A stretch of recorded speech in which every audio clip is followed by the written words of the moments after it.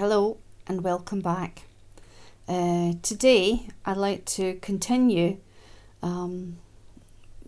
the story of my friend Paula and look at the early years and how her gift of mediumship and other spiritual gifts revealed themselves to her even before she could speak. So it's very fascinating tale. I'll probably have to break this up into several videos because it was going to be a book. We didn't get too far, but we did get a chapter or two done, so maybe that'll be another 2 or 3 videos covering these experiences that were told to me and that I think are well worth sharing, because I think it's interesting to have a peek into a medium's journey and to that, these gifts that some people are born with, and how they are regarding life. Okay, here we go.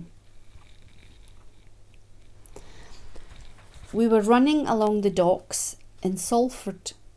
It was 1943, and I could hear the unmistakable sound of a doodlebug bomb overhead.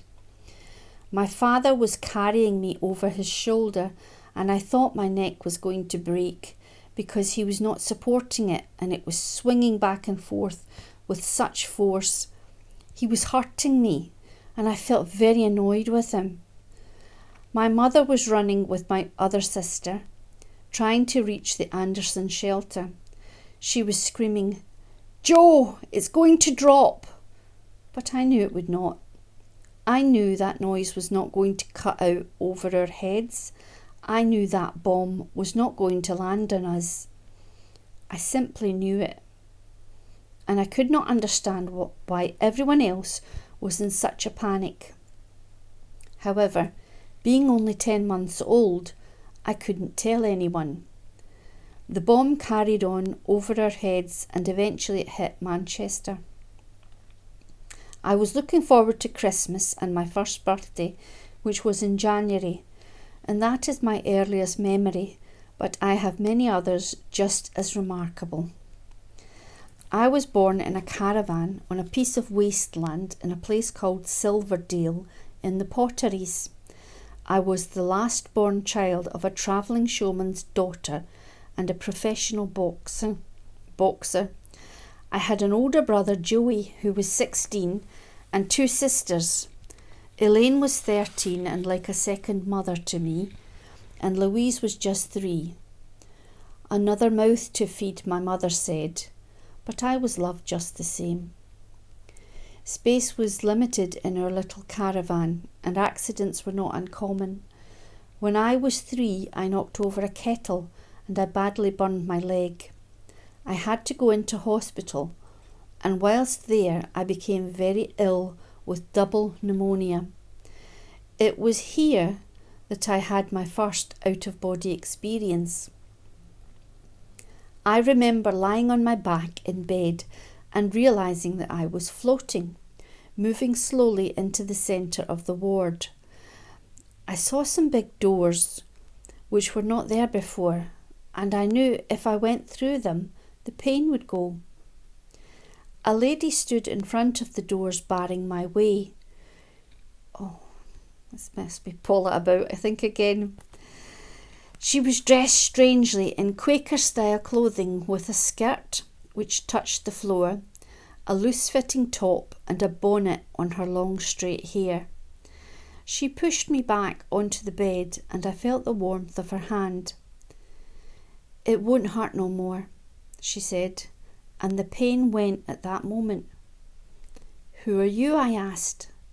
"You'll know later," she told me, and disappeared. No one else saw the lady. After that, I got used to my invisible companions. I remember Tommy, a soldier in uniform who played ball with me when I was sick. I had many spirit children who visited me, but I learned not to speak of them because my parents became very angry, thinking I had let strange children in. It was hard to explain, and they would not believe me. I was not a popular child and was known as a jinx among the superstitious fairground people. I would try to warn them when things were about to go wrong, but they would never listen. My family were embarrassed by my predictions and were always telling me to shut up. It was easier simply to go away on my own, and I was always in trouble for being out after dark. One night I was out so late that the police had been called out to search for me, and I was eventually found sitting in the treetops by a young officer. He was relieved to have found me, and he cried out, "You can't stay up there on your own, you know." And I called back, "I'm not on my own. It's you who are on your own." And I was never afraid because I always had my friends with me. I didn't go to school until I was 7 years old, and I was so excited to be going to join my sister Louise and my cousins at St. Joseph's Convent. It was really an orphanage where the Irish girls would come to have their babies, but they also took in paying students. It cost 30 shillings a week to board there, which was an enormous amount of money in those days. My mother used to make toffee apples in her spare time, and she sold them to pay the nuns. She was a remarkable woman. I had been able to read from the age of 3 and had a hunger to learn more. What a different world it was from living in our cramped caravan. It was so luxurious, having running water, a bed all to myself, and of course the fascinating flush toilets. However, my stay at St. Joseph's was not a happy one. The nuns did not appreciate my honesty or my questions, and they certainly did not want to know about the people I saw. I spent a lot of time in my dormitory alone, or on my knees, praying to God to forgive me for some perceived sin I had committed. I was very lonely and confused. One day I went into the chapel and I started to cry. A lady appeared. She was slim, with fair hair and dressed entirely in white, and she knelt down beside me and put her arms around me, and she kissed me and cuddled me and made me feel better. And that was the first time I met Emma. She told me that the tears I cried then, I would cry many more times in my life, especially when I reached my 12th birthday. And at that time, I did not realise what this could mean. With Emma and my other invisible friends' help, I was able to endure the long, lonely days and nights. I remember one time when I had measles. The nuns had moved me into a little cell with bars on the windows. It was a miserable time for me, being kept isolated from the other children, but my spirit companions were always there. And one night I remember going all funny and floating straight through those bars and out into the night. I flew all over town and could even see the lights of Blackpool. My time at the convent was brought to an abrupt and welcome halt when I began sleepwalking and was found one evening walking around the balcony, barefoot in the snow. I was on the wall. There was a great big drop on the other side, and I could have fallen to my death at any moment. Someone screamed and lifted me down, and my mother learned of this and was very upset. She went to the sister and said, "Our Paula is not doing very well, is she?" And the sister told her that I was not a child for the convent, and it was decided that I should go home. As I left, the Mother Superior came to speak to me, and she said, "I know, but you should not speak of it." I was disgusted. I looked at her and thought, how can you do that? How can you have punished me when you know I was right? I was only 8 years old and she was Mother Superior of the convent, but I swore at her then and I said, "May God forgive you." It was about this time that I realised that no one else could see the people I saw. It was a big, big shock. "Can't you see them?" I'd say. "No. Oh, no, you can't, can you?" and I realised I was different and became a very withdrawn child. My father died suddenly when I was 12. I was devastated and heartbroken, and I finally understood Emma's message from all those years ago. It was a very painful time for me. My father had lost his balance and had fallen off the lorry and under the wheels of the caravan.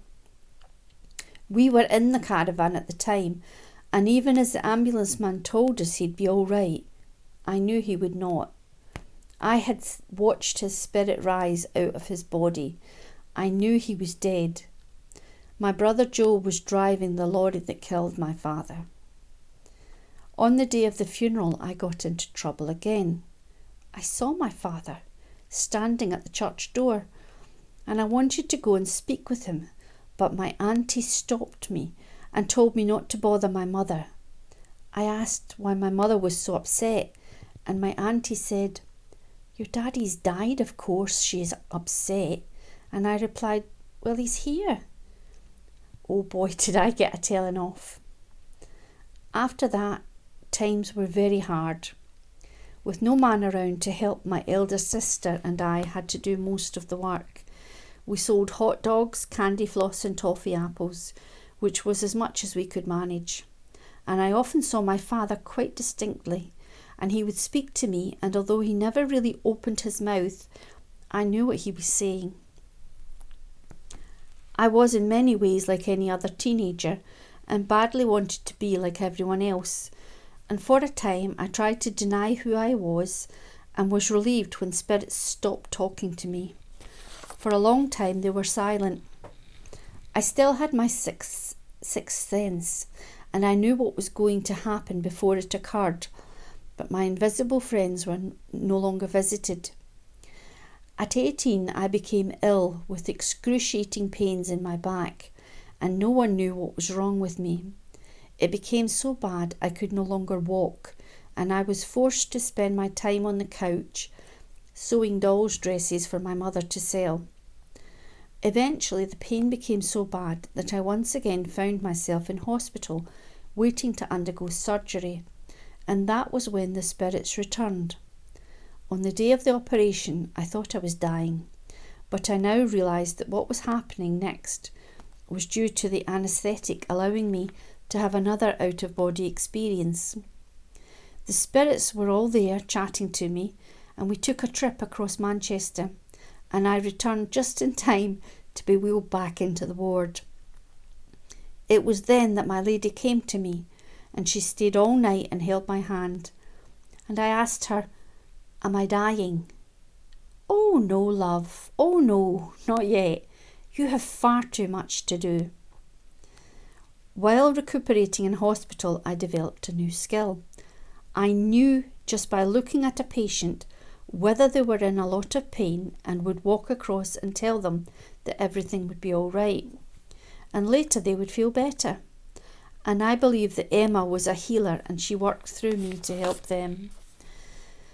After this, I discovered many new talents. I could look at a person and know what zodiac sign they were, although I had never learned astrology. I could tell them what was wrong with them, whether their heart or liver was sick, and this knowledge came to me very naturally. I would approach people in the street and say, "You're going to have a baby, and it's a very special baby." I would go up to a policeman and tell him, "You want to be careful in the street next week, especially in Chapel Street." To another person I would say, "You shouldn't be going out in that car because it has a dodgy wheel." I'm sure the people thought I was crazy. It was very frustrating because I was being given all this information and nobody would listen to me. I desperately began to seek answers, and I went to a lot of spiritualist churches. The mediums would say to me, "You have the gift. Why do you not use it?" But nobody would tell me how to use it, and I began to despair. I knew when people were going to die, and I tried to warn their friends and family, but they were afraid of me, and like before, I was called a jinx. I began having dreams of events in the future, plane crashes, train crashes, and flashes of the places they occurred. I could see all sorts of things. My reputation grew, and eventually people came to me for readings. We were still living in a caravan, and they thought I was a gypsy. I never charged for the readings, but the people always wanted to give me something. A little bit of jewellery, flowers, or some clothing. One day I met this stupid man and took an immediate dislike to him. We had a huge row, and he just stood there and took it, not saying a word. As I walked away, I said to myself, I don't like him. And a little voice said, but you will. I replied, no, I won't. And the voice told me, you're going to have to, that's your husband. I thought, you are joking. I met him the next night and told him to ask me to marry him, and he thought I was mad. I said to him, you think I'm mad, don't you? And he said, yes. And I told him, you'll be in love with me tomorrow. And the following morning he was madly in love with me. We quickly became engaged and were married within 5 months. My husband, although a good hard worker, was a sick man the day I married him. He was taken into hospital a week later, and I asked the doctor how long he would be in and was told, how long is a piece of string? Eventually he came home and worked very hard to provide for our family, but his health began to suffer badly in his 40s. When other women asked me how I could marry a sick man, I replied, because he will use his brains. And he did, and we got by. I remember when we got our first council flat, the lady asked me if I had any furniture. And fearing we would be refused if we did not, I stated, oh yes, we have everything. We were given the keys and moved in, but we had nothing but a wooden chair. A young priest happened to pass by and saw how little we had, and he reached into his pocket and handed me £2. Oh, Father, I exclaimed, surely you can find someone else who needs this more than us. And the priest looked around and shook his head. No, I don't think so. I was relieved to have a little money, but felt daunted because we needed so much and I didn't know what to buy. My husband told me to take a shilling and play the bingo.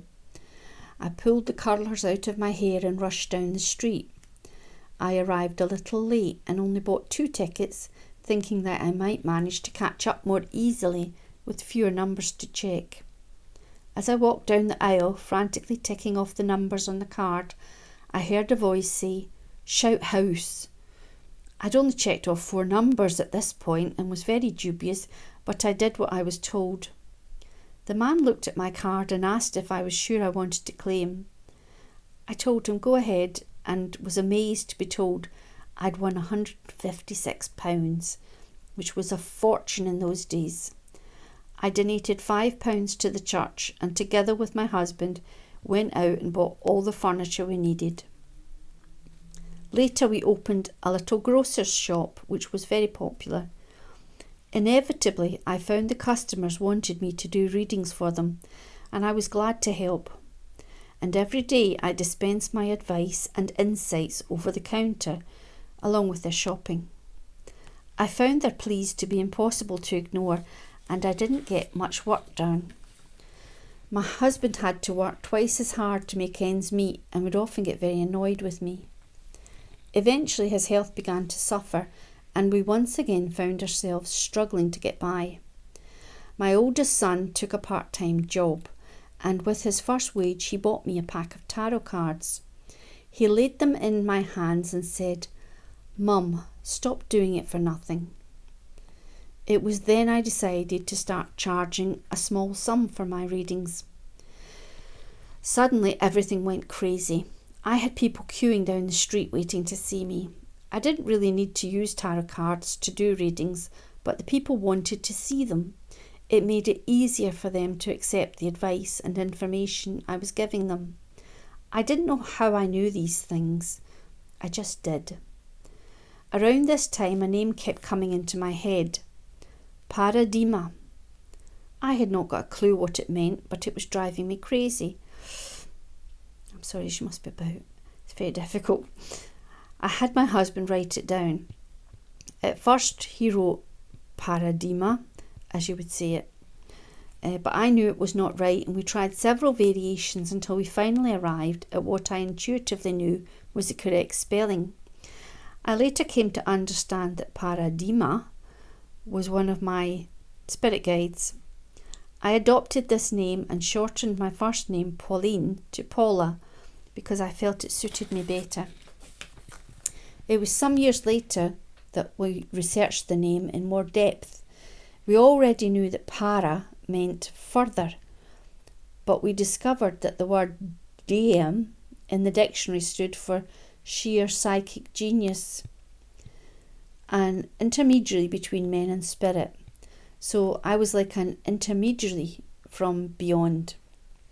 I had known for many years that I would eventually move to Blackpool and felt the time was now right. I packed my bags and arranged for my husband to follow after I had got settled. Within a few weeks, I had set up a small caravan near Blackpool Pleasure Beach where I gave readings. The demand was huge, and I was doing so many readings, I had no time to do anything else. It gave me such a buzz to be helping people and earning enough to support my growing family. I had finally found my niche, and I became well and truly hooked. This was all I wanted to do. When a sitter came with a medical problem, I would say, "Get me a doctor, Emma." Then I would question them. I'd say, "This lady's got such and such wrong with her. What's the best thing to do?" I learned to blank my mind off, and the first thing that came to me was always correct. I could ask for a solicitor or whatever I needed. Whenever there was a particularly tricky problem, I would ask Emma to get Paradaema. He would give me the answers I needed and never failed me. I worked very happily with Emma and Paradaema helping me for many years, and then I began to feel that Emma was withdrawing from me. I became very worried because I thought I could not work without her, but I found I could, so she had not completely left me. Mediums were stopping me and saying, "Do you know you have a new guide?" And I snapped back at them, "I know, and I don't want it. I want my Emma back."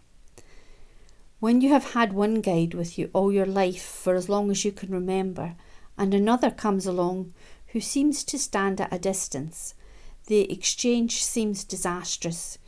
You feel as if you are dying, at least I did.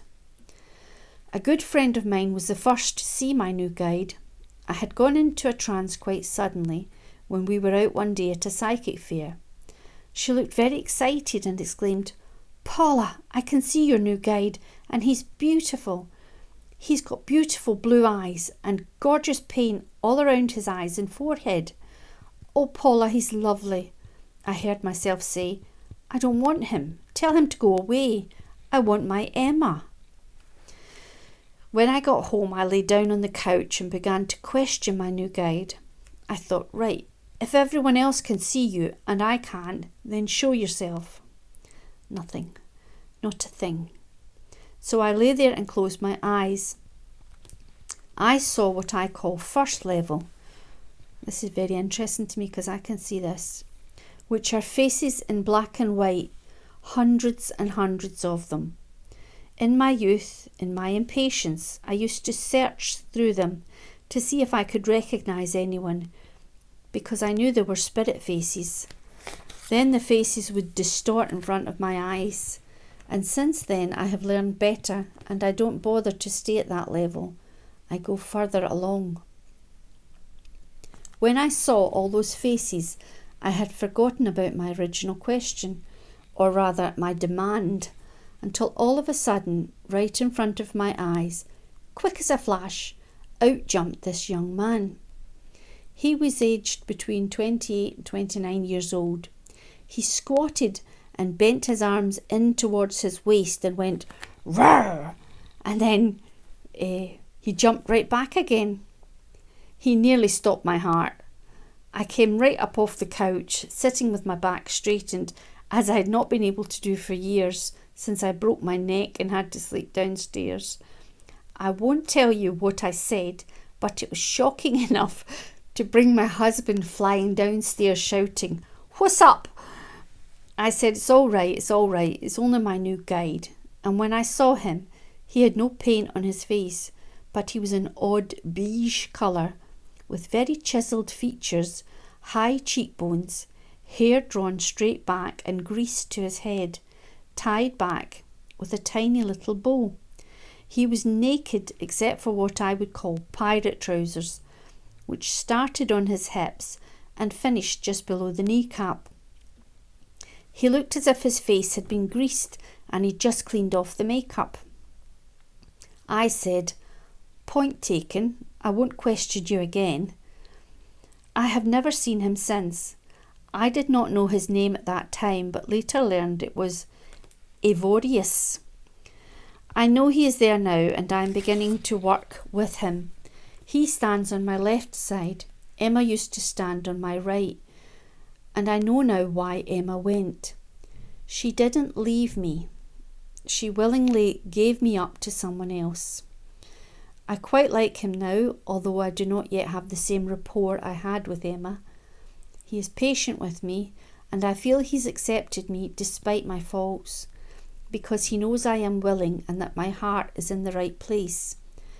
I believe I needed his strength of character at that stage in my development to help me cope with the increasing demands of my public career.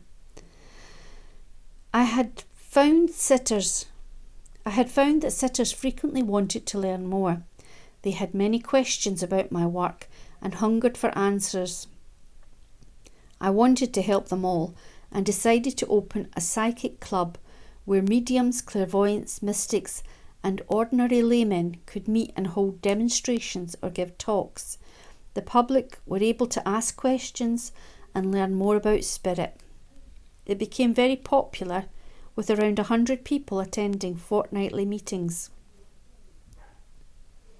In the beginning, I had shied away from publicity and preferred to work on a one-to-one basis with each sitter, but this proved to be very impractical, and with my new guide's help, I began giving group demonstrations to larger and larger audiences and hosting regular psychic teaching weekends. My reputation grew, and I had a great many articles published about myself and my work. My confidence improved, and I became a regular guest on local radio shows and eventually hoped one day I would have my own television show. Perhaps the most surprising talent I have since developed is that of singer-songwriter. I had been receiving a great many song lyrics and tunes from Spirit, and had for a time wondered if my new guide was responsible for these. However, this misconception was cleared up once and for all one day as I was travelling to Liverpool to do some work on one of the songs, and there was a young man of spirit sitting on my left-hand side in the car, and he was singing the words of my song. I struck up a conversation with him, and I learned his name was Phil Ochs. I was on my way to see a young singer called Gaynor, and I asked her if she knew a singer by that name. "No," she said. I told her I thought he was a friend of Bob Dylan, and she went to fetch a book she had of past and present singers. On looking through it, she cried, "Look what I've got, Phil Ochs." Apparently Phil Ochs was an American country and western singer who committed suicide in 1976. Silly man, I thought. He still has his work to do, and now he's paying me little visits, passing me words and music that he should have put out when he was on the earth. I have since learned that he used to sing protest songs, anti-war songs, anti-president songs, and now he sings a different kind of song, songs with a message. So I'm quite willing to go along with this and help him with his work.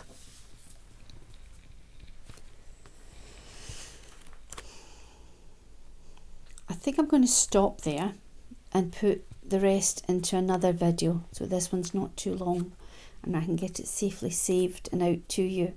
I'll leave you a little teaser there, hanging on for the next chapter and what Paula does and how her life path unfolds before her and what fascinating things happen to her I hope you're enjoying it as much as me. I'm revisiting this material after a very long time, put away in a dusty drawer, and reading it. And as I read it, I can see her. I'm remembering her dictating it to me and talking about it in her own flamboyant way. And it's a very beautiful and cathartic experience for me to revisit this material. And also those things like when she talked about first level, I didn't remember her telling me about that.